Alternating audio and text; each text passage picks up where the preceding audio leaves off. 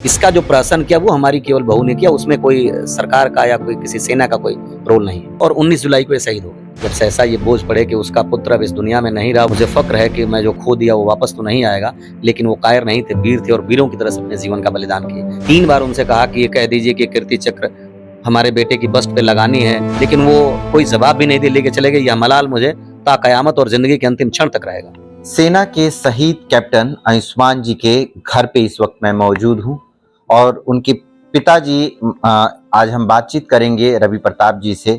Sir, Ayushman जी जिस तरह से शहीद हुए, पूरा देश आज जो है उनके शहादत का जो है पूरा गर्वान्वित फील कर रहा है। ऐसे में जो अवार्ड दिया गया कीर्ति चक्र जो है बहू लेके चली जाती हैं, ये सोशल मीडिया से लेके और पूरा चैनल तक जो है अभी एक तरह से ये आपसी विवाद ही माना जा रहा है कि आखिर में जो एनोको का जो फैसला रहा, ये किस तरह से है फैसले में भी देखा जा रहा है, पूरा देश इस समय देख रहा है कि बहू को चक्र मिल जाता, माँ के अंदर एक मलाल रह जाता है कि वो जो कीर्ति चक्र है उनके हाथ में तक नहीं दिया गया। तो इस पे क्या कुछ आपका कहना है? देखिए, सेना की नियमावली के अनुसार कीर्ति चक्र को या किसी भी चक्र को रिसीव करने अगर शादी हो गई है तो माँ और पत्नी दोनों जाती हैं, और अगर शादी नहीं हुई है तो उसमें माता पिता दोनों जाते हैं। तो उस नियमावली के अधीन ही हमारी पत्नी और हमारी बहू दोनों उसको प्राप्त की राष्ट्रपति महोदया से, लेकिन उसको लेके जाने का जो काम था और ये अशोभनीय व्यवहारिकता और सामाजिक व्यवहारिकता का जो प्रदर्शन था, इसका जो प्रहसन किया वो हमारी केवल बहू ने किया, उसमें कोई सरकार का या कोई किसी सेना का कोई रोल नहीं है। शादी होने के बाद इनकी पहली पोस्टिंग कहाँ हुई थी? ये पहली पोस्टिंग बालनोई बटालियन में ईट गढ़वाल राइफल में गए थे आरएमओ बन के। फिर बालनोई बटालियन से जब ईट गढ़वाल चली गई तो वहाँ 26 मद्रास आई थी, तो 26 मद्रास के आरएमओ थे।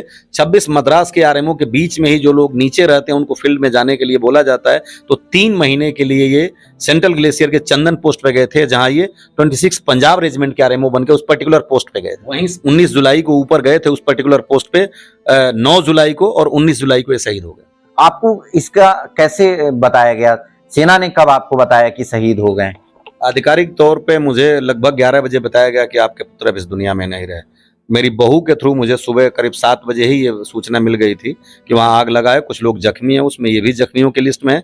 तो मैं जितना भी मेरे पास स्रोत था जिनसे मैं बात कर सकता था, बातचीत किया, तो लोगों ने पहले तो यही बताया कि हाँ उसमें जख्मियों में ये भी हैं और चंडीगढ़ लाए जा रहे हैं। मैंने टिकट बुक किया चंडीगढ़ जाने के लिए, लेकिन बाद में फिर बोला गया कि आप चंडीगढ़ मत आइए और हम आपको बताते हैं। तो 11 बजे करीब बताया गया कि नहीं, अभी इस दुनिया में नहीं। रिएक्शन करना बड़ा छोटा नहीं है। एक पिता के कंधे पे जब सहसा ये बोझ पड़े कि उसका पुत्र अब इस दुनिया में नहीं रहा, वही जवान पुत्र जिसकी शादी अभी 5 महीने पहले हुई हो, जिसने अपना दुनिया न देखा हो, कोई उसकी वंश परंपरा आगे चलने की संभावना न हो, तो क्या गुजरता है आप समझ सकते हैं। लेकिन फिर भी मैंने अपनी हिम्मत को सजो करके और उस बहादुरी को प्रणाम करते हुए क्योंकि फौजी की अंतिम इच्छा होती है कि जब मेरी अंतिम यात्रा हो तो वो तिरंगे में हो, तो मैं वही मेरे दिल में आया। मैंने सहसा ये दिल से निकला कि ये बताइए कि वो शहीदों की तरह से, वीरों की तरह से शहीद हुए या कायरों की तरह से। तो मुझे बताया गया कि नहीं, आपके पुत्र बहुत वीर थे और वीरों की तरह से लोगों को बचाते हुए शहीद हुए। तब मैंने कहा था कि मुझे फक्र है कि मैं जो खो दिया वो वापस तो नहीं आएगा, लेकिन वो कायर नहीं थे, वीर थे और वीरों की तरह से अपने जीवन का बलिदान किए। बिल्कुल, ये पिता एक फौजी हैं और फौजी अपने दिलो दिमाग में कैसी सोच लेकर चलते हैं देश के लिए, वो साफ झलकता है। इन्हें उस वक्त भी गर्व महसूस कर रहे थे कि मेरा बेटा जो है वो गर्वान्वित एक तरह से लोगों को बचाकर, अपने जवानों को बचाकर शहीद हुए हैं और बड़ा ही देश गर्व कर रहा था। तो एक बात और जो है, आप उस समय के जो वीडियो है उसमें देख सकते हैं, मैं जब अपने बेटे की अर्थी को रिसीव करने गया था गोरखपुर एयरपोर्ट पे, तो मैं मेडल लगा के गया था और जहाज के अंदर मैंने स्वीकृति लेकर के सबसे पहले अपने बेटे की शहादत को स्वीकार करते हुए सलूट मारा था। ऐसे फौजी जो रहते हैं, दिल से उनके जज्बा को सलाम करता है हमारा चैनल।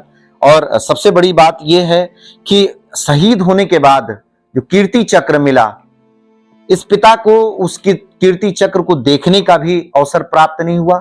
माँ को जो है उस छूने के अलावा उस कीर्ति चक्र को रखने का भी एक अवसर प्राप्त नहीं हुआ। ये कैसी विडंबना है। माँ और पिता उस कहीं ना कहीं वो कीर्ति चक्र का मलाल रह जाता है। इनका साफ तौर से यही कहना है कि हमें पैसे नहीं चाहिए, हमें कुछ भी नहीं चाहिए, जो हमारे बच्चों का, जो हमारे पुत्र हैं, उनकी जो निशानी है, कीर्ति चक्र है, वो कम से कम मार्ग तक जो है देना चाहिए। ये उन्होंने बात रखा था शायद।